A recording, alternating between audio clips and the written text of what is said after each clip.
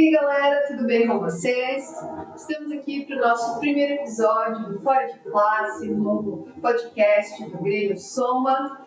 E estamos muito felizes de estar começando esse novo projeto. Eu sou a Nicole, esse é o Kito, e juntos faremos essa longa caminhada apresentando a galera que sempre está aqui com a gente. Isso aí. E pra gente começar antes da gente começar por assim, ter um podcast em si, a gente gostaria de agradecer aos patrocinadores que tornaram tudo isso possível, né? Primeiramente a MP Informática, que é uma loja de informática que tem ali aparelhos celulares, película, capinha, fone, tudo relacionado à informática, se você precisar de eletrônico, exato. E também a Amazing, que é uma agência de viagem. Exatamente. E agora, assim, começando o nosso episódio, eu queria agradecer primeiramente por ter topado fazer isso com a gente, mas eu queria saber, quem é você? Bom, eu sou o Jonathan, eu sou coordenador do ensino médio aqui do Colégio Rodrigo Nogueira, professor de História, de Filosofia e Sociologia, mas todo mundo me chama de Joe. Jojo, nosso queridíssimo Jojo. Jojo tá dando aula pra gente desde o primeiro ano, né? De História, deu Filosofia e Sociologia no passado, no itinerário. Hoje apenas nosso coordenador e nosso professor de História. E eu queria saber, Jojo, quanto tempo você está aqui no ano já? Bom, estou chegando no meu 6º ano no colégio, desses 3 anos, 3º ano como coordenador do ensino médio. E como tem sido essa caminhada como coordenador? Conta. Olha, no começo um desafio, na verdade, porque eu não tinha a experiência ainda de ser coordenador de ensino médio. Tinha coordenado curso técnico, cursinho. Que também já Mas um perfil bem diferente, né? Porque, a princípio, no curso técnico tem alunos mais velhos, já tem toda uma noção maior do que querem direcionados ao público profissional. No cursinho também, o público muda muito. Você já tem também um pessoal que passou pelo colégio e está destinado ali, muito focado no que deseja. E para ensino médio foi a primeira vez, assim, essa experiência nova. Mas olha, tem sido muito gostoso, assim, muito especial. Acho que eu sempre gostei muito da ideia de poder participar próximo dos alunos, mesmo como professor. O que a coordenação me deu foi a oportunidade de fazer isso mais próximo ainda. Acho que está sendo muito especial. Você convive com a gente o tempo todo agora. É bem isso. Quando acabar a aula, a gente está aqui. Exatamente. E, Joe, há quanto tempo você está lecionando? Bom, isso já faz um certo tempo, né? Faz um tempinho. Eu sou professor, a minha graduação, né, ela me levou para um caminho inicial bem diferente, trabalhar numa editora inicialmente, mas o curioso é que mesmo na editora eu comecei a conciliar com algumas poucas aulas. Então isso dá para dizer que são 16 anos de lá para cá. Sou eu. Eu tenho uns 16 anos. São 16 anos. Joe, e conta pra gente, você se graduou no quê? Onde você se graduou? E, aproveitando o gancho, né? Conta pra gente como foi a sua experiência universitária. Bom, eu sou formado em Ciências Sociais, minha primeira graduação. Eu sou formado pela Unesp, lá no Campus de Maravilha. Digo primeiro porque depois eu fiz alguns complementos, algumas outras graduações, inclusive. Mas focar nessa aqui foi que me levou aí. Primeiro. Eu tinha 17 anos quando eu passei na faculdade. Eu sou aqui de Holanda, cidade super pequena. E na época, prestei os vestibulares e acabei entrando na Unesp, em Marília. Foi uma mudança já drástica, é um lugar que sai de uma cidade super pequenininha. E morava sozinho. E quase o campus tinha mais gente que eu tinha visto na vida. E, assim, eu acho que a primeira coisa importante é que passar na universidade era uma conquista muito, muito relevante.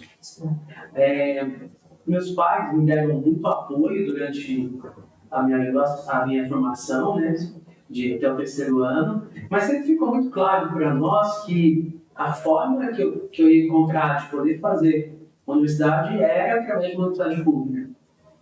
Então, meu pai sempre fez de tudo, mas também estava muito claro que era esse o caminho. Então, ter passado foi muito bom e me levou para fazer sociais. Bom, a Unesp é um encanto. Eu acho que a gente costuma dizer que quem faz a Unesp se torna apaixonado pela universidade, porque ela é uma das melhores universidades do país, aí, inclusive do mundo. Públicas da região e do Brasil, né? É. E assim, só que ela é acolhedora, ela tem um lance muito gostoso de te aproximar, assim, e você gosta de estar lá. Então, por exemplo, quando eu fui embora para estudar, eu passava grande parte do dia lá dentro, né? Então eu ficava por lá. Me chamava direto na biblioteca, estudando uma coisa, preparando uma coisa. Depois eu logo fiz parte de grupos de estudos, né, de grupos acadêmicos. Também comecei logo a trabalhar com algumas coisas dentro da universidade, com algumas bolsas, depois bolsa de pesquisa. Então, minha vida foi muito ligada ao Unesp. E aí, cursos de trabalhar, né, diretamente com iniciação científica, por exemplo. Então, foi uma vez muito especial. Assim, fiquei dos meus 17 ao meu 21 lá, foi muito especial para várias coisas. Primeiro de tudo, acho que é um crescimento, né? Quando você sai de casa com 17 anos assim, você não tem muita noção, apesar de eu saber de que curso eu queria, mas não tinha muita noção de nada, na verdade. Então, é muito legal o amadurecimento que isso vai acabar conseguindo, sabe? Você vai tendo isso. Outra coisa, a universidade pública, de modo geral, ela te dá uma autonomia e, ao mesmo tempo, ela pede que você use essa autonomia bem feliz. Então, acho que isso foi um outro passo muito importante para mim. Ter liberdade para poder, por exemplo, escolher a disciplina que eu queria fazer, mas, ao mesmo tempo, ter a responsabilidade de fazer aquilo bem feito. Então, isso foi muito bacana. E fora todo o convívio com muita gente especial, né? Tem memórias maravilhosas assim, de amigos, de colegas. E Marília tinha um lance muito bacana, que a maioria dos meus colegas não eram de lá. Então a gente era de vários, espalhados, de vários lugares. E também a gente forma uma família gigante, várias culturas diferentes. É muito da hora. E a Unesp sempre está para o interior, né? Então eu acho que além de tudo, ainda que Marília seja uma cidade grande, né? Mas sempre tem essa. Tem, por exemplo, eu tinha um colega de Marília, muito amigo meu, que era legal porque eu tinha a casa dele, só apoio os pais dele para qualquer coisa. Mas tirando ele, eu tinha colegas de Jaú, de Bauru, de Assis, aqui de Campinas, de Amparo, de Sertãozinho, de Tirapi. Então é legal que a gente chegava com uma gama muito diversificada de vivências. Sim. E tudo isso lá, no curso de sociais ainda, é um fervo de cultura, né? É muito da hora. E aproveitando o gancho, Joe, você disse que sua primeira foi sociais, mas depois você seguiu, foi fazer coisas relacionadas à história e tudo mais. Mas por que sociais? Ciências sociais é muito abrangente, né? Tá. Tem a parte da antropologia, tem a parte da sociologia, que você escolheu a sociologia depois, Escolhi. né? A linha da licenciatura. Mas o mais doido é que, a princípio, eu fui para sociais para de antropologia. Então você não queria dar aula? Não, exatamente. Não. Sabe que, assim, primeiro, quando eu prestei, a disciplina que mais me encantava, de fato, era história. Eu sempre gostei muito de história, desde muito novo. Mas na hora de prestar o vestibular, eu tinha um professor de sociologia que me trouxe uma informação legal. Assim, falou, olha, acho que você pode fazer cursos sociais que te dá uma abertura muito grande de opções para dentro das humanas. Porque ficou martelando na minha cabeça, eu estava indo com história. Só que teve no colégio, na época, a gente tinha uma forma de diferentes ciências que era ampla, podia ser de humanas, de natureza, enfim, o que você quisesse. E dentre aquilo tudo, estava fazendo aniversário um pensador brasileiro, e eu resolvi, decidi, você precisa de cá, tal, tomei como nome de Gilberto Freire e resolvi fazer, para a Ciências, uma apresentação de Gilberto Freire. Eu estudei Casarinho Senzala, esse professor inclusive me orientou, me ajudou e tal. E foi a partir disso. Aquilo me despertou mais para a antropologia, seleção cultural. Na época, eu lembro que eu li Gilberto Freire e já pensei em uma série de coisas que eu não curti muito e tal, da tal questão da língua social, assim, né? Você sempre teve uma linha de questionar você. E aí, coisas humanas. só que isso me trouxe para a antropologia. Eu falei, não, vou fazer antropologia. Cheguei na faculdade, cheguei na Unesp e tal, com aquela ideia de antropologia. Aí as coisas começaram a mudar e eu posso dizer que foi logo no primeiro mês. Eu conheci um dos meus professores, o professor Daí, ele dava aula de introdução à história para mim, na nossa turma. Só que aquilo, para mim, foram as aulas mais espetaculares que eu tinha visto na minha vida. Eu falei, cara, eu quero ser conhecido também. E aí, eu fui migrando aos poucos para essa área de história social, na verdade. Logo, ele foi meu orientador também, na minha pesquisa, e no fim, eu fui migrando realmente. Daí, o que eu fazia? Sociologia encaixava para mim perfeitamente nas minhas pesquisas para a história social. E eu caminhava para terminar a sociologia com a ideia de que eu iria para a história também para complementar isso tudo. Era essa a ideia inicial.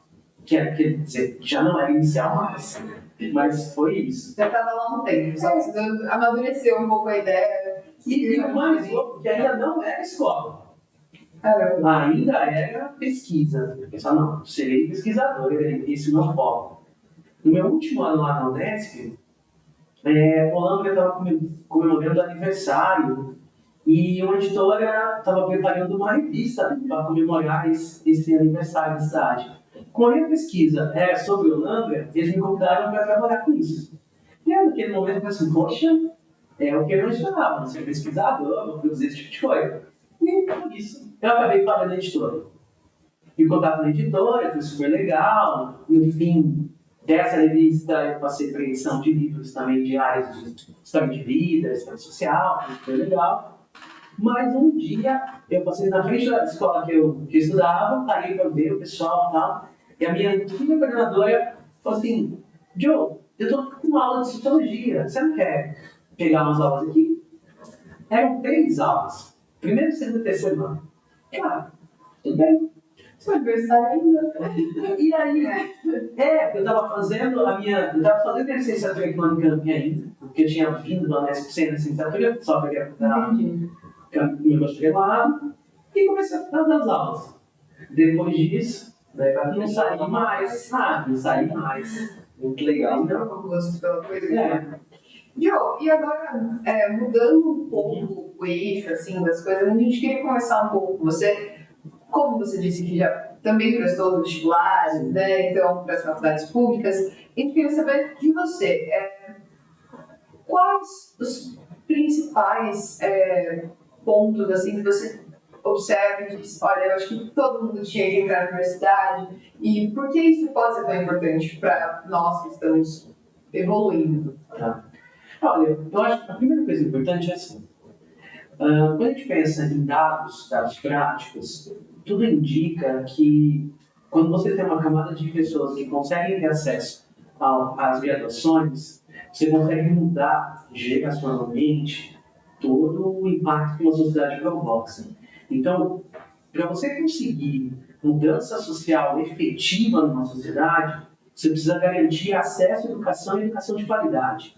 E aí pode ser a universidade pública ou a universidade privada, mas que ela seja de qualidade.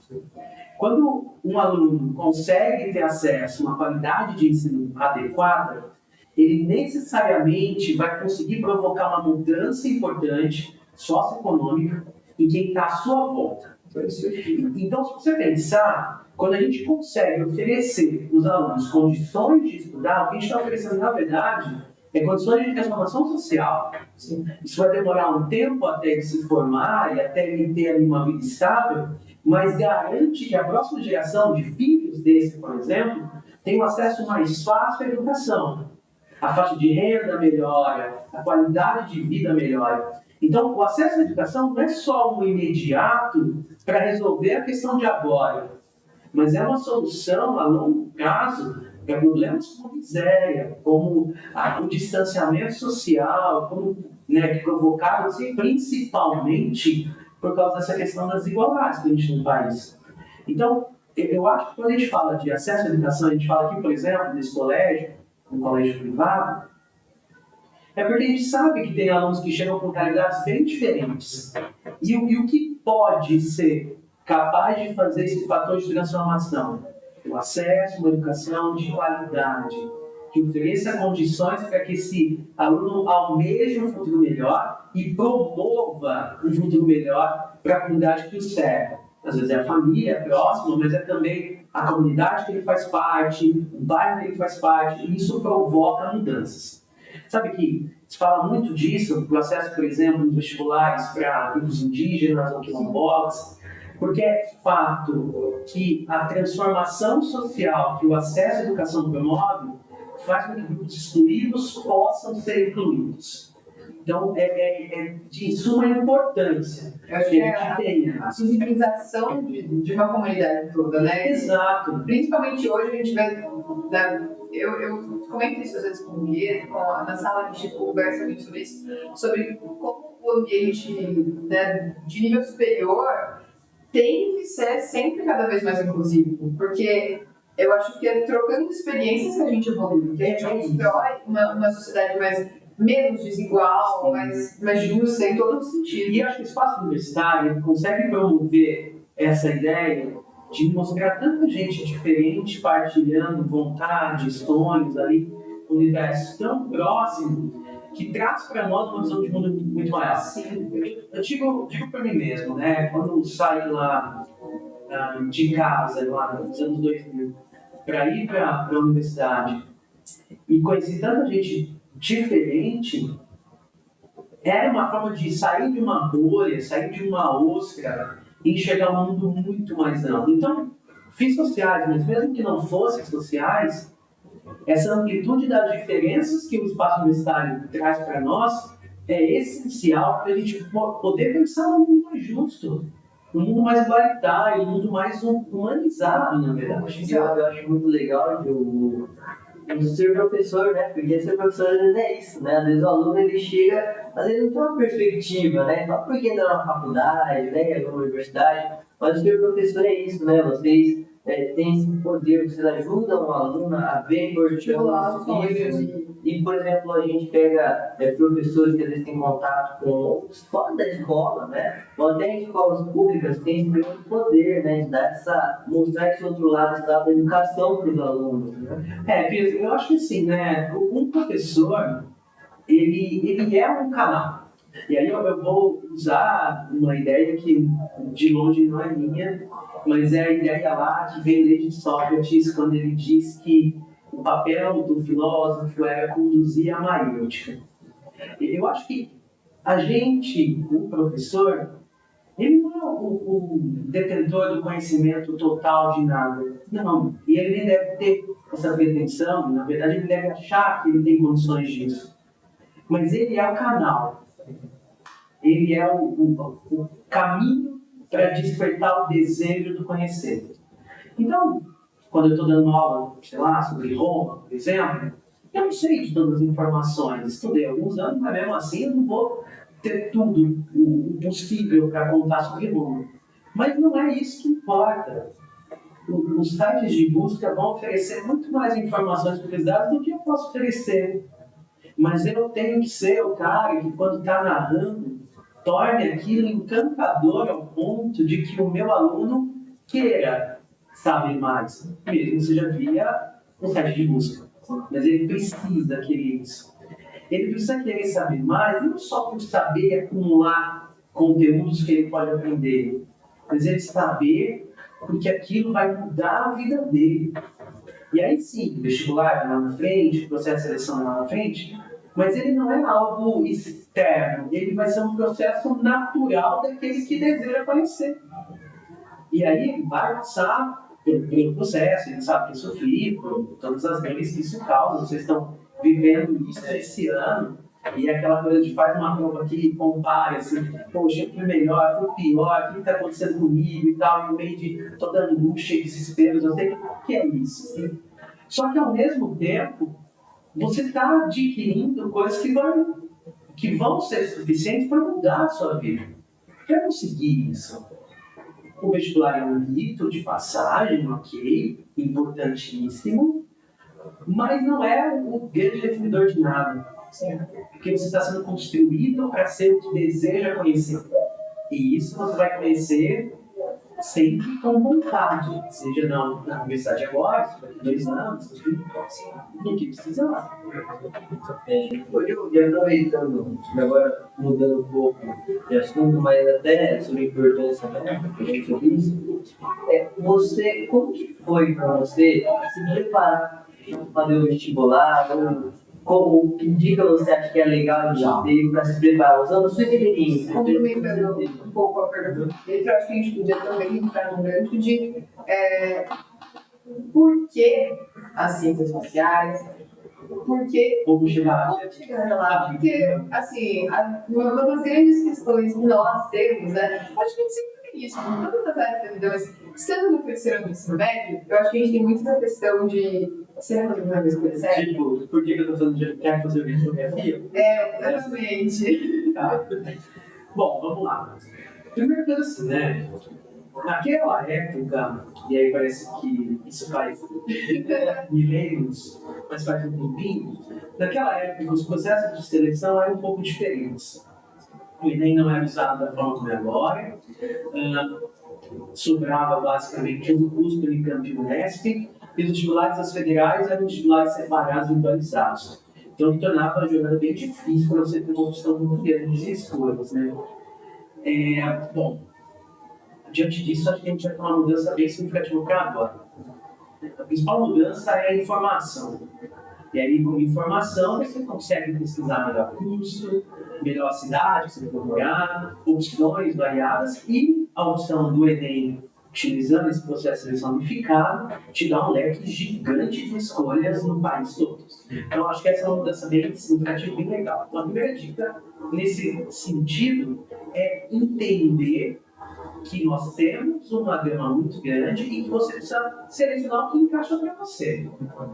Então, para mim, se eu passar numa Universidade Federal na Bahia, eu vou. Para mim, se eu passar na Universidade Federal Santa Catarina, eu vou. Tudo isso tem que ser lapidado para você fechar ali os seus objetivos. Por quê? Quando é muito amplo, é a mesma coisa que nada. Então você tem que ir direcionando. Não, meu eixo tem que ser São Paulo, Minas. Isso é importante. Primeira coisa, então, é não cair, apesar de ser interessante, não cair só nessa coisa de que pode qualquer lugar. Que o poder em qualquer lugar tira seu foco e daí o qualquer vira nenhum. Eu acho que funciona da mesma forma como isso funciona para escolher, né, as faculdades e escolher esse lugar, funciona muito bem também para o curso, né? Essa ideia de que fala por mim, né? Eu sei que eu não vou, eu não sou das biológicas, então eu sei que eu não vou prestar biologia ou medicina, mas as humanidades me chamam muita atenção, por mais que eu não tenha certeza de um curso específico, que funciona da mesma forma. Então, seguir uma linha, né? Saber nadar olhando para o horizonte e saber que você vai chegar lá em algum momento, eu acho que também é um passo bem. É muito importante também, daí a gente vai para uma segunda dica nesse sentido, Nicole. É importante entender que nós temos perfis. Sim. E a gente vai lapidando e aperfeiçoando isso ao longo do ensino médio. A gente pode começar lá no primeiro ano do ensino médio com uma ideia de que nós vamos ser médicos. Uma grande maioria dos alunos partem do pressuposto de ser médico, ser advogado, né? Engenheiros, que são profissões clássicas. Né? Só que ao longo do tempo, você vai vendo que você tem jeito para uma coisa, jeito para outra, e isso não tem problema nenhum, porque nós somos múltiplos de fato. Então, acho que a segunda dica nesse sentido para a escolha é entender o seu perfil. E aí, o perfil é aquilo que você tem mais habilidades, aquilo que você tem mais condições de lidar com aquilo. Então, vai desde, por exemplo, eu quero ser médico, mas eu vejo sangue e desmaio. Não adianta. Então você tem que ir entendendo. E essa escolha, ela precisa passar por isso. Bom, uma vez definida áreas de concentração que você gosta mais, a terceira dica é ir atrás de conhecer os cursos. E conhecer os cursos significa pesquisar sobre eles, pesquisar o mercado de trabalho. E tem uma coisa que eu acho super importante, que é o dia a dia daquela profissão. Porque toda profissão ela é recheada de glamour, ou às vezes do contrário. E às vezes não tem nada disso. Essa coisa também muito maniqueísta de bom e ruim é bem complicado, né? Então, o dia a dia é importante. Por quê? Porque eu acho que em algum momento da sua vida você vai acordar todo dia para ter uma rotina de trabalho. E essa rotina tem que ser boa. Ela não pode ser ruim. Tem que gostar do que faz. Tem, porque se a sua rotina for pesada, você será um profissional muito ruim. Muito ruim. Eu acho que, definindo isso, a gente vai para uma próxima etapa. E aí é importante. O aluno, ele não decide sozinho isso. Isso é uma conversa que passa com uma família. E eu sei que às vezes eu falo assim, mas eu quero muito meu pai. Gente, é uma decisão coletiva. Toda família, todos os pais, pensam o melhor dos filhos e desejam o melhor para eles. Os filhos chegam com opiniões, com ideias variadas. Sim. E isso tem que ser decidido junto. Por que eu digo que tem que ser decidido junto? Os pais, às vezes, têm resistência do filho sair de casa, e é natural que seja assim. Agora, quando essa decisão é feita em conjunto, e aí com argumentos, mostrando desejos, mostrando os porquês, essa construção acontece em conjunto, você ganha muito mais segurança no seu ato. Muito mais. Vou dar um exemplo. Minha mãe, na época, eu sou filho único, ela disse assim, não, faz faculdade por aqui mesmo. Eu estava nessa espera do campo, que um filho depois chamou, faz por aqui. E eu falo assim, mas eu queria muito ir. Eu não escolhi o Unesp aleatório, eu quero ir para o Unesp. E meu pai diz, não, o menino quer, então ele vai para o Unesp.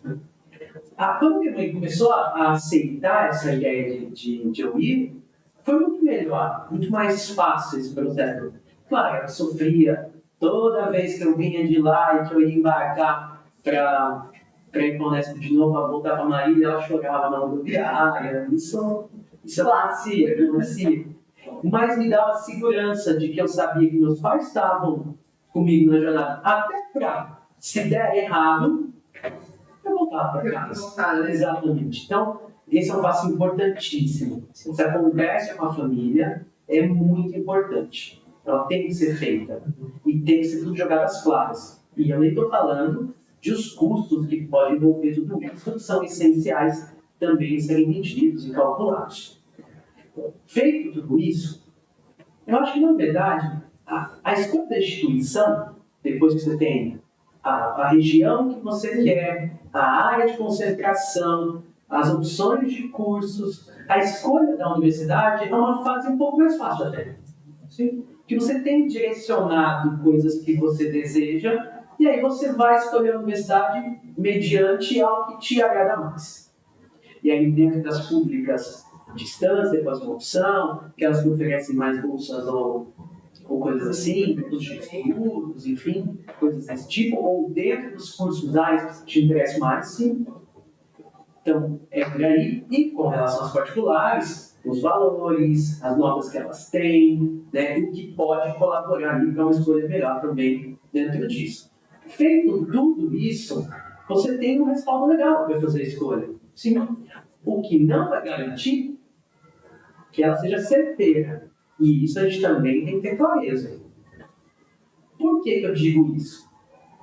Eu entendo o espaço universitário como um título ao ponto de entrar num curso não significa ficar nele eternamente.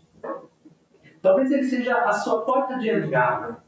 Mas lá, conhecendo outras áreas, a universidade permite, você puxa um curso, uma disciplina de lá, uma disciplina de cá, você pensa, poxa. Então, a minha dica final nesse sentido é, não se preocupe. Ainda que o curso não seja exatamente o que você escolheu, com certeza essa é a porta aberta para que você consiga seguir por jornadas que você goste. Então, assim, não é exatamente, mas a partir disso também é possível escolher um caminho que funcione. Então, diante de tudo isso, quando a gente consegue conciliar essas coisas, a escolha acontece. Claro, tem gente que já chega no terceiro com tudo definido, tem gente que vai definir isso quando a gente começar a fazer inscrições. E tem gente que vai prestar e vai escolher realmente quando sair os resultados, e aí ele vai lá olhar a lista de aprovação e vai ver para que lado ele vai. É assim. Sim. Eu acho que é muito interessante isso, né?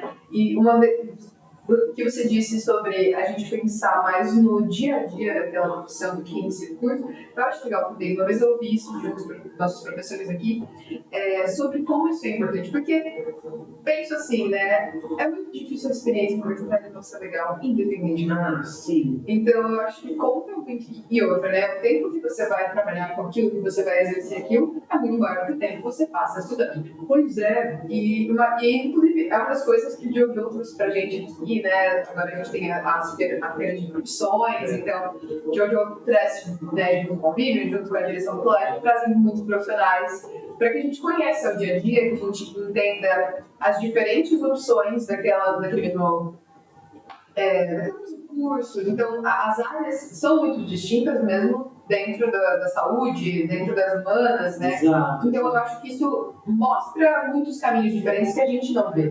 Eu acho que a ideia da feira de profissões mesmo, a nossa próxima acontece em agosto, ela é para isso. Então, este ano, acho que são 16 profissionais que virão, é de tentar mostrar mais do que só o que a gente vê quando a gente visita as universidades.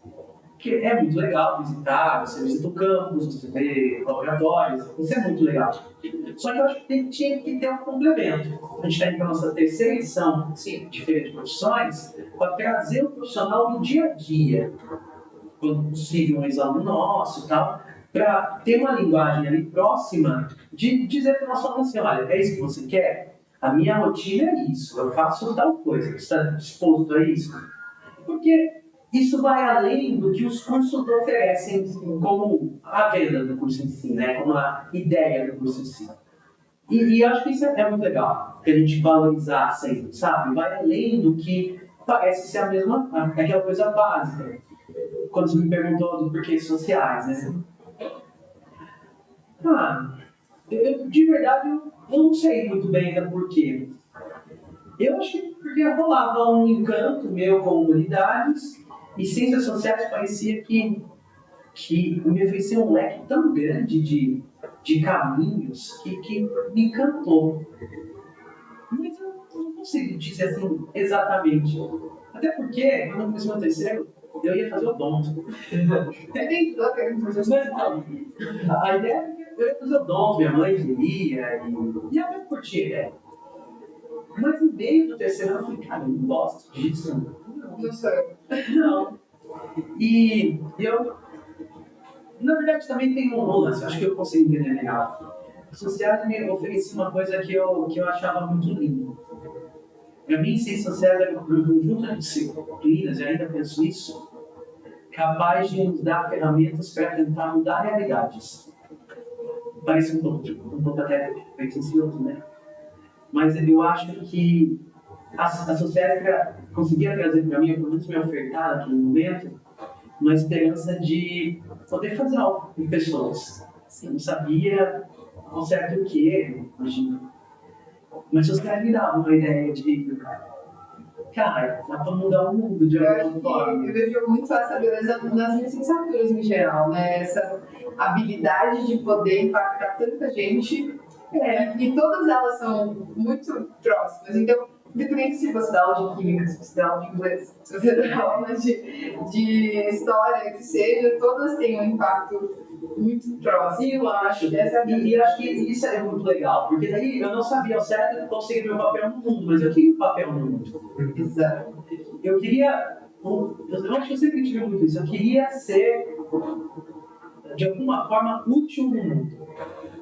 A gente, quando é novo, a gente acha que a gente consegue mudar as realidades globais. A gente acha que e às vezes a gente consegue. Mas a gente tem esse sonho, e eu tive. Quando acabou que eu fui chegando próximo à educação, essa área de educação, eu fui entendendo meu papel no mundo. Meu universo era menor, era um universo de alunos, de todos os dias estar com eles, mas eu fui entendendo o porquê que eu fui para sociais. Eu fui para as sociais porque eu precisava e queria viver com humanos próximos. E sociais me oferecia isso. Quando eu pude juntar isso tudo com educação, eu cheguei à coisa dos meus sonhos. Eu posso dizer que hoje eu não consigo imaginar nenhuma opção para mim sem ser na escola. E mais ainda, eu sou coordenador e gosto do que faço, mas ainda sou encantado pelo espaço com a luz, o olhar para o aluno e poder todos os dias estar com cada aluno é especial. Você sabe que hoje eu fui procurar você hoje, né? A gente marcado o podcast. Aí eu cheguei lá, vi na janelinha, tava você lá explicando, com a lousa toda escrita de canetão.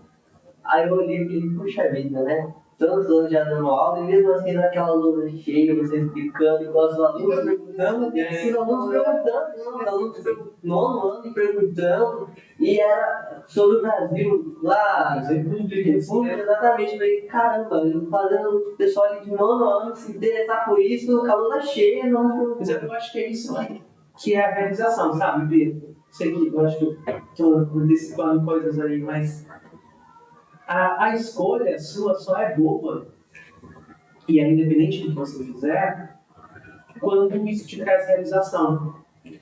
E aí eu imagino que um cirurgião sente a realização quando o paciente está ali em fase terminal, momento ruim, e ele consegue fazer a cirurgia bem sucedida. Eu imagino que o engenheiro, quando termina uma obra, ele olha o prédio que ele construiu e isso deve trazer satisfação. Para mim, quando os olhos dos alunos se interessam pela aula, ou quando terminam o ano e um aluno chega para mim e fala assim, Diogo, muito obrigado, você foi inesquecível e vou lembrar. Ou passa alguns anos e eu encontro um ex-aluno e ele fala assim, Diogo, olha, muito obrigado por aqueles dias e tal. Eu acho que ele está aí.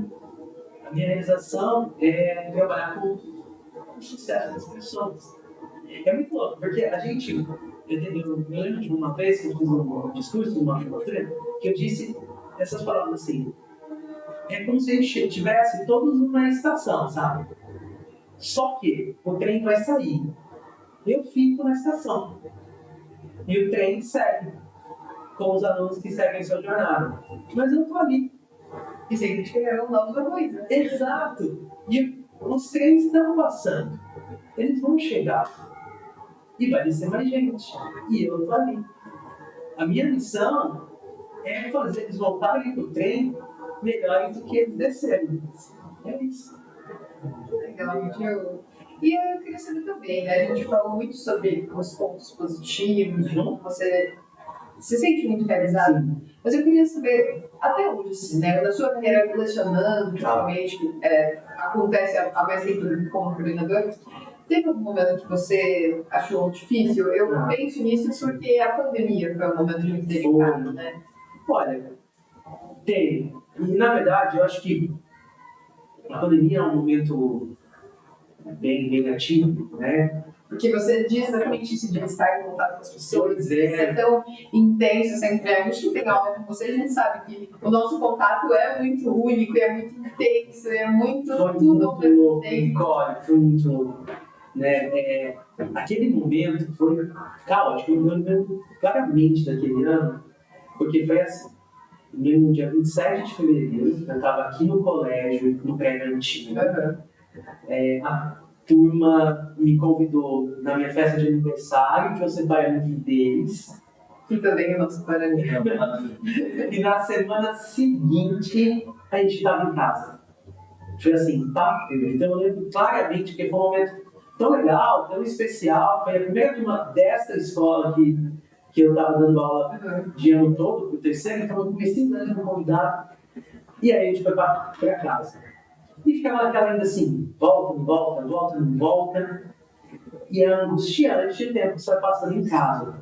E eu lembro que tentava criar na época formas de tentar tornar aquilo mais sei lá, me divertia. Então eu cantava musiquinhas, acordava todo dia com fazendinha pra eles, assim, olharem, coisa desse tipo. E eles inventaram paródias usando meu nome com a musiquinha, pra gente tentar tornar um pouco mais leve, mas era muito cansativo. É cansativo não pelo trabalho em si, mas pela forma como aquilo tudo era pesado, né? E fora todas as questões que paravam assim, olha, família de fulano foi diminuída agora, família de fulano. Então, toda essa dor constante assim, é muito difícil. Esse é um momento delicado, mas que não me abalava no sentido de, poxa, que ruim ser professor. Na verdade, eu achava que às vezes essa chance de ter mais espaço com eles talvez fosse uma das únicas horas que a gente tinha alguma forma de contato diferente.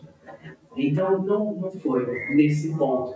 Mas, por exemplo, ao longo desses anos da carreira, poxa, tem momentos que são muito difíceis de você lidar com emoção de aluno, com essa forma de como tudo está acontecendo, sabe? Eu nunca questionei, nunca pensei em desistir de ser professor. Mas, obviamente, a gente tem no país ainda, isso é óbvio, uma dificuldade de valorização do que a gente faz. Além da valorização, eu vejo muito estigma, né? Estigma professor, e meu Deus, como assim meu filho quer ser professor? E o que já foi orgulho, assim, né? o que já foi orgulho não é. Eu acho que grande parte, também tem que ficar claro isso. Acho que a gente não deve reclamar em si, porque é bom ser professor, é gostoso, é prazeroso, e financeiramente também não é um caos e terra arrasada, não. Assim como hoje todas as outras coisas, né? Os pontos. Então, essa coisa também assim, de que eu não gosto de reforçar essa ideia de que, poxa, que parece que daí você está na escola porque sobrou a escola. E não. Mas o fato de não ter o prestígio, às vezes, isso me incomoda mais do que o dinheiro em si. Vou citar um exemplo. Quando o médico te passa uma receita de um remédio, você dificilmente questiona o remédio que o médico passou, não é? Você confia na autoridade que ele tem ali. Com a educação, às vezes, não é assim. Você é um especialista em educação que trabalha todos os dias com aquilo. Mas, às vezes, tem pessoas que não trabalham com educação, mas que acham que têm condições melhores do que as suas de trabalhar com aquele assunto. Isso é ruim. Isso machuca, assim. Porque aí que eu estou dizendo que é a falta do prestígio. Porque, de certa forma, é como se dissesse para você assim, olha, tá bom, você é o professor, mas eu não consigo resolver sem você. Cara, eu não consigo resolver um monte de coisas sem um profissional específico que eu preciso de ajuda. E acho que às vezes a educação paira muito em torno disso. Parece que todo mundo tem um pitaco na educação sem nunca ter lido um livro sobre educação. Isso judia um pouquinho. Isso, ao longo desses anos, todos são momentos que me deixam um pouco chateados, de fato, por causa dessa questão. Financeiramente, gente, é como toda carreira. O ritmo de crescimento acontece, em alguns momentos mais lentos, talvez que em outras áreas, mas ele acontece. Então, assim, eu sei que tem alguns alunos nossos que falam de ser professores, e eu afirmo com muita tranquilidade, assim, não vai ser um sofrimento gigantesco, não. Ser professor é bom. E se você perguntar os professores de vocês, eles são muito felizes com o que fazem. Eu acho que isso para a gente também é muito importante, essa segurança que os professores que a gente tem aqui transmitem de que é uma boa decisão feita, desde que seja verdadeira. Exato, aí que tá, né? E aí a gente volta para aquela questão que eu estava falando sobre as profissões. Você pode escolher qualquer coisa, mas quando você escolhe algo que você não quer fazer, não dá certo. Não dá certo. Porque você já chega com um sofrimento embutido. Gente, sejamos sinceros, não é? Acordar todo dia para algo que você não gosta é muito ruim. É muito difícil. Imagina, aquelas pessoas que não gostam de treinar na academia, por exemplo. Poxa, é uma tortura ter que chegar até lá. Com o tempo e tal, tá ali no meio, conversa com uma pessoa com outra, o treino até vai. Mas é muito difícil. Parece que é sempre remar com a maré puxando para o lado. Imagina que você tem a sua família, suas coisas, suas vontades, seus sonhos, em fazer algo que todo dia é pesado assim. Não rola. Então, a escolha tem que ser, e ela é a melhor, quando ela é sua. Porque você vai fazer bem o que você quiser fazer. É o médico que vai lá no pronto-socorro atender o paciente de verdade, olhando o problema dele, preocupado com o que está acontecendo, e é o professor que vai olhar o aluno e falar, olha, então, você não está fazendo tarefa. Entender que não é só dentro de aula, né? Entender o que está acontecendo, porque ele está disposto a isso. Exatamente. Então, isso faz diferença. E falando um pouco sobre os alunos agora, Gil, Sobre vocês. sobre nós. Quais as suas perspectivas e, inclusive, como tem sido você, a sua visão como professor, a aplicação do novo lei de proibição dos celulares na escola? A gente não conversou tanto sobre isso, por exemplo, isso, bem pouco, né? mas entre nós a gente tem sentido uma coisa muito diferente, que fazia muito tempo que a gente não sentia, que é o simples do ter mais contato entre a gente, de conversar mais. Eu acho legal porque as coisas do celular, quando você olhou a lei, né, você vão falar, nossa, mas isso não vai dar certo, como vai ser isso? Né? Porque é a quebra de um padrão que tem sido a nossa geração é aquela geração que já, ali a partir dos seus 10 anos, dos 13 anos, já tá celular. Mas depois de um tempo sem, você dá o braço a torcer, porque é algo diferente pro bem. Né? Foi pra por exemplo, vocês sentem diferença na aula em si, da concentração de vocês? E além da aula, eu comentei isso com a Alice às vezes, da dificuldade que eu tenho para assistir um filme, sabe? Pela dificuldade de manter a atenção em aula. Então eu acho que essa é a grande diferença que eu assisti nas aulas. E esse é o ponto. Então, respondendo, né? Eu acho que, assim, a perspectiva é muito boa. Nós aqui no colégio, nós estamos experimentando um crescimento. Crescimento de número de alunos, mas também do que conseguimos oferecer em qualidade. Eu falei que são 3 anos de coordenação, né? 90 alunos, quando a gente começou lá, ainda no prédio antigo, no ensino médio, 80 e poucos alunos, e hoje nós somos em 180. Isso é resultado de um trabalho, mas também de conseguir conduzir os alunos para que eles consigam tirar o melhor deles.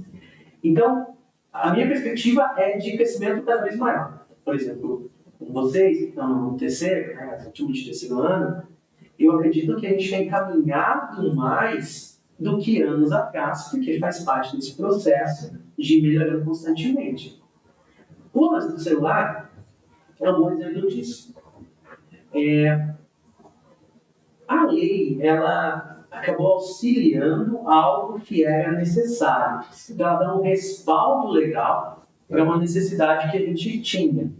Então, o fato de, legalmente, o celular agora ter lá, necessidade de ser guardado, ajuda bastante. O que a gente percebeu? Né? Que ia ser um desafio, uma certa dificuldade, todos os professores estavam imaginando que seria, e, para ser sincero, a gente imaginava que ia ser pior do que de fato está sendo. Claro, resistências é normal. Sem resistências, formas de tentar driblar o sistema, faz parte e a gente sabia que isso era ter. Mas um ponto central para nós é o durante a aula. Se a gente pensar o durante a aula, a melhora da qualidade é absurda. Isso porque o aluno ele sofre para ter a atenção no que está lá na frente dele, porque ele está habituado a tudo. Você disse, por exemplo, do filme, e não é, quando você está na sua casa assistindo lá uma série e tal, às vezes você tem a tendência, no meio da série, está lá rolando um negócio e você pega o seu telefone e começa a passar pelas redes sociais com o negócio na sua frente. E quando você está em mais de pessoas ainda, é muito louco, porque às vezes a pessoa não entendeu o que aconteceu porque ela não está prestando atenção. O que a gente sentia nas escolas, de modo geral, é que isso era muito óbvio. Os alunos se dispersavam. E não se dispersavam porque estavam mexendo necessariamente. Mas o celular ali na mesa, acendia a luzinha que chegou a mensagem, isso tudo dispersava. Então, sem dúvida nenhuma, nesse momento, a gente já consegue perceber uma melhora substancial. Tirando o espaço da sala de aula em si, né, a recreação e tal, isso é outra dinâmica bem legal mesmo. Então a gente olha no pátio agora, tem brincadeiras variadas acontecendo ali, muito papo, muita conversa, e isso dá para ver que mudou. Dá para ver que mudou. As aulas de educação física, que muita gente tentava não, de alguma forma burlar, né? Não, então em quadra, e gente que tinha mil desculpas para não estar jogando, está jogando. Então, eu penso que a lei, com relação aos celulares, colaborou demais nesse sentido. E assim, né? Ninguém vai morrer por causa disso. Não. Eu acho que já deu para perceber que não é um desespero, na verdade. E eu acho que até como um papel um pouco mais profundo para nós, no último ano da escola, deu muito mais significado para tudo que acontece. Então, trouxe muito mais a gente para o presente e também trouxe para o choque de, meu Deus, é o último ano. Eu acho isso legal. Acho que vocês estão falando bem legal, porque não parece que a gente tem que dar mais importância para o dia a dia? Sim, e a gente reconhece muito mais. Então, dia de trote, tipo, meu Deus, temos que ver muito agora, porque a gente não vai poder tirar foto. Eu tinha aquela sensação de que no trote, por exemplo, você ia ver pela câmera. Então, você tinha 1000 fotos ali, tá beleza. Agora não. Aquela vivência vai ficar mais gostosa. Né? Você vivia muito mais pela tela, né? Você deixava só com o olhar, mas às vezes, hoje em dia, às vezes, o que você escuta, o que você, o momento ali. Sabe aquela coisa que você tá num show da banda que você mais gosta, e você pega o seu celular e começa a filmar e olhar para a tela do seu celular filmando lá. Cara, você tá no show da banda que você mais gosta. Se um dia você fosse esquecer daquilo, por que você tá filmando e olhando da tela do seu celular que está na sua frente? Curta aquilo. Sim. Tenha a vivência daquilo. Eu acho que você vai nos dias da escola com tempo isso. Sim. Bom, Joe, as últimas perguntas, encaminhando mais para o final do nosso podcast, do nosso episódio, eu queria saber, como aluna, o que você vê, né, quais as suas perspectivas para um bom aluno? O que para você define um bom aluno, um aluno que é empenhado? O que te atrai? O que faz diferença? O que faz diferença em um aluno? Tá. Bom, um bom aluno, ele, acho que o perfil é muito claro, né? Não é o aluno que vai necessariamente estar perguntando toda hora na sala que define se ele é bom ou não. E o contrário também não. O perguntar toda hora pode ser bom. A questão é a seguinte: um bom aluno tem que ter clareza de que as aulas que ele vê de manhã precisam ser revisadas. No âmbito, inclusive, a ideia de que você tem aula cedo para revisar à tarde é uma ideia praticamente um mantra. Aula dada, aula estudada. A ideia da aula estudada é porque você necessariamente ali vai preenchendo as lacunas ou percebe que tem buracos maiores do que você imaginava. Para na aula seguinte com o professor, ter um resgate disso. Então, onde está o sucesso do aluno? O sucesso do aluno está em aulas focadas, que ele precisa aproveitar o tempo de sala de aula dele, bem aproveitado. Então, a gente fala de conversa, de dispersar na sala, é porque, na verdade, você perde um tempo precioso do cérebro. Além disso, é o aluno que chega em casa, em momento oportuno que ele consegue, ele faz uma revisão daquilo que ele viu. E eu não estou falando dele passar mais 10 horas estudando. Ele precisa revisar, e revisar numa disciplina que ele tem domínio, é realmente ali dar uma olhada, fazer 2, 3 exercícios e está resolvido. Para uma outra, um pouco mais de dificuldade, é fazer um pouco mais de exercícios, mas é agir. Então, ele teve a aula e ele estuda ela fazendo exercícios. Seja exercício de matemática, de química, de física, de história, isso é essencial. Esse é um perfil importante. O aluno não deixa acumular o conteúdo porque ele está sempre ativo. Aí, esse aluno de reta final, ele não tem medo de simulados para se testar o tempo todo. Ele vai fazer provas de longa duração que ele precisa ser treinado para isso. Ele vai fazer simulados de Enem, simulados de Unicamp, de Unesp, e vai fazer. Quantos mais ele puder. Então, ele vai, às vezes, abrir mão de algumas coisas na rotina dele para poder fazer essa dedicação um pouquinho maior. Eu acho que a gente pode até colocar como um triângulo, né? Porque o atleta ele pode não ser bom em uma coisa, mas ser melhor em outra. Ele treina cada um em uma para na hora de chegar na prova de longa duração. É isso, né? É isso, né? O objetivo mais é você saber se colocar onde você ser melhor. Sim, apesar de você ter algumas prioridades nas áreas que você mais domina, é importante você ter uma constância. E constância você consegue com o treinamento. O bom aluno, então, Nicole, ele não pode ser aquele que na dificuldade que ele tem, ele abandona.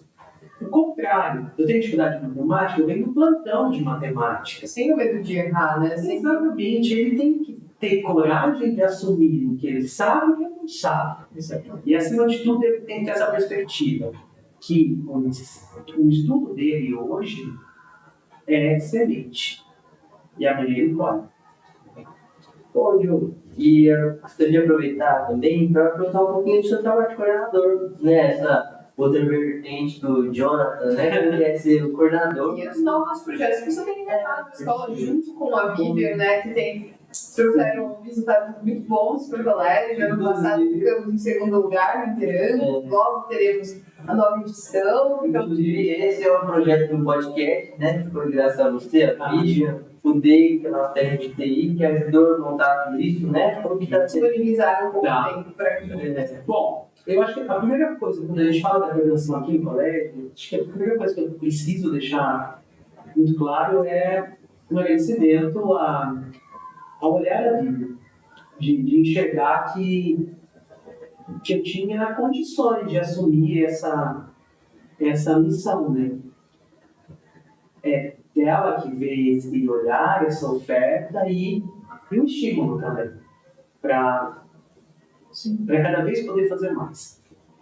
E aí, por causa disso também, ela acaba me dando condições de poder planejar muita coisa, de imaginar muita coisa, e ela me dá essa liberdade criativa e acredita nas loucuras que às vezes eu tenho e põe a mão na massa para as coisas acontecerem.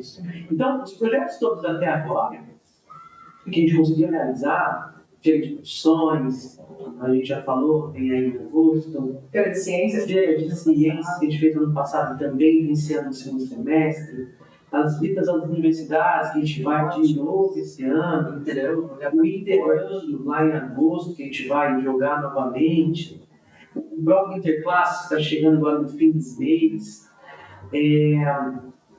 as práticas diversas que a gente faz no dia a dia, os estímulos para a participação em Olimpíadas, a gente está com algumas encaminhadas, tem gente na segunda fase de Olimpíada de Biologia, terceira fase da fase de Biologia, logo vem História, Canguru, Bebeco, enfim, tudo isso é possível porque a Bíblia acredita que esses projetos podem dar sucesso, sim, e podem dar um resultado legal.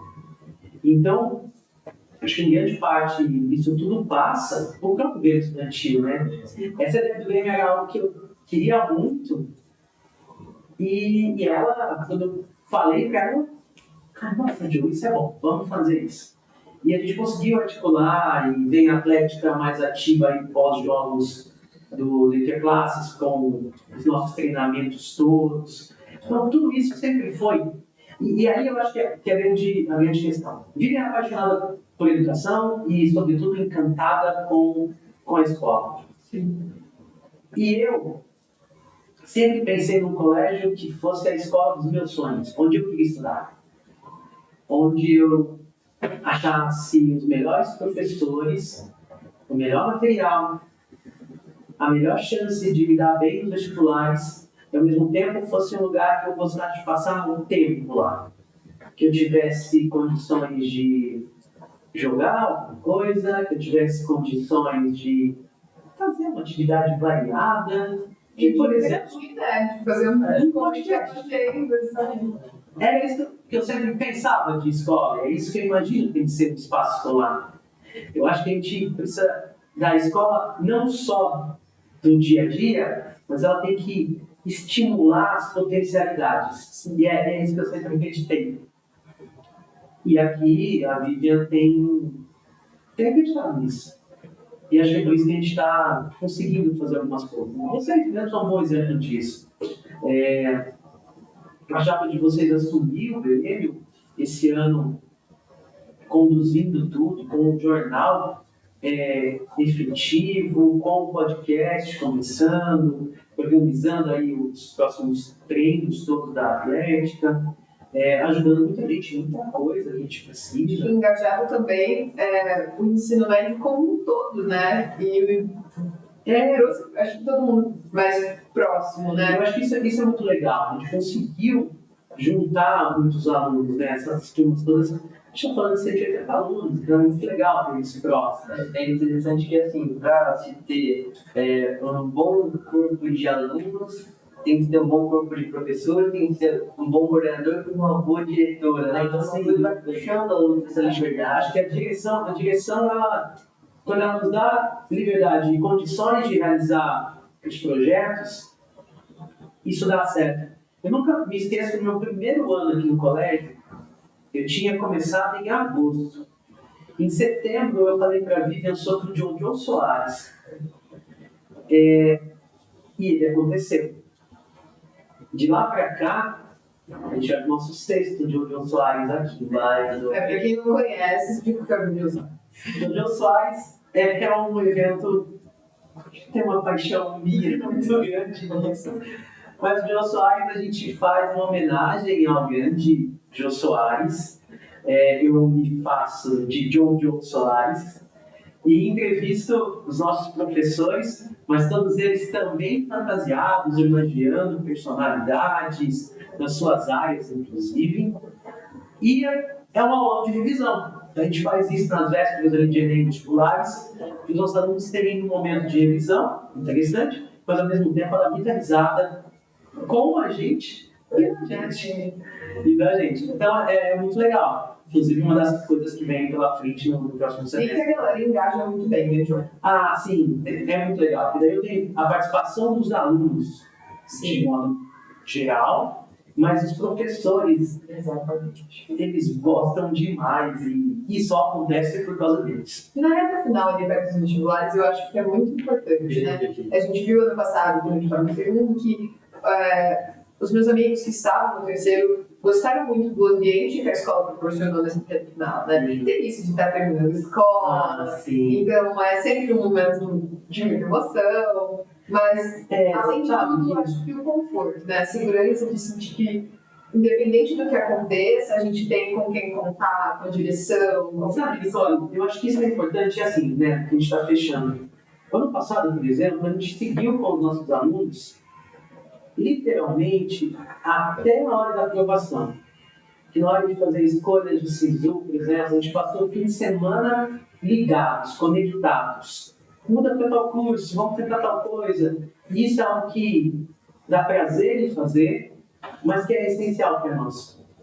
A jornada do nosso aluno aqui, enquanto nosso aluno, ela termina no fim do terceiro ano na colação de grau.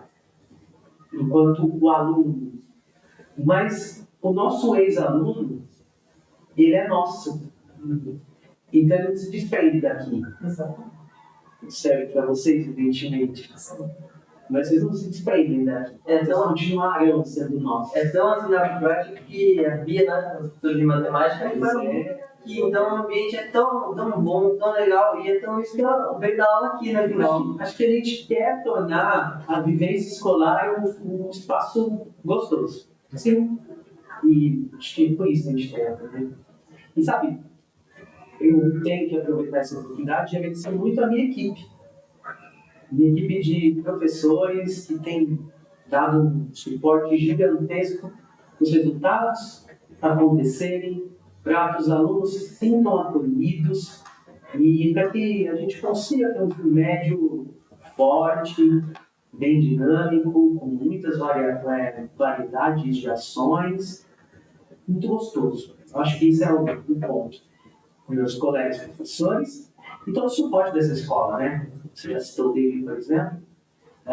E todo mundo. Acho que a gente tem um ambiente que secretaria, toda a direção, todo mundo trabalha com isso, dá condições para a gente ter a vontade de fazer isso acontecer, né?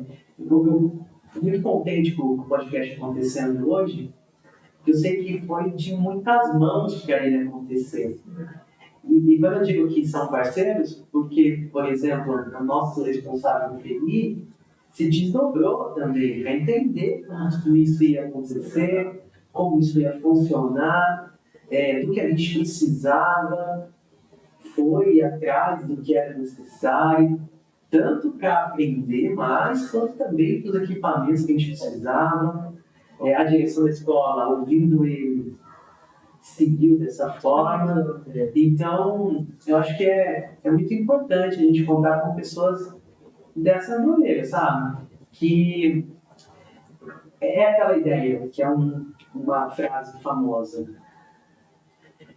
A gente não pode, a gente sonha sozinho, mas a gente só realiza quando mais gente partilha desse sonho com a gente, sabe? Então, eu vejo hoje que eu tenho condições de fazer muita coisa porque eu tenho quem compra os sonhos comigo. E que a conquista também, né? Que a felicidade seja algo compartilhada. Então, Jojo, Legal. muito obrigada. Agradecemos por pelo apoio que você nos dá, Pelo seu tempo pelo disponibilizado. seu tempo, pelo seu papel como coordenador, como professor, como amigo, como tudo. E agradecer também aos Patrocinadores patrocinadores. novamente, né? A Amazing, que é o Lucas, né? Que cuida de lá, que é a agência de viagem de formatura. Muito legal também, está dando um apoio muito grande para nós, organizar a nossa viagem de formatura. MP Informática também, que é a parte de celular, informática realmente, tudo que precisar, só falar com ele. Agradecemos pelo apoio. E esse foi o nosso primeiro episódio do Fora de Classe. Se inscreve no canal, não perder. Se inscreve no canal. Valeu, gente. Tchau, tchau. Obrigado.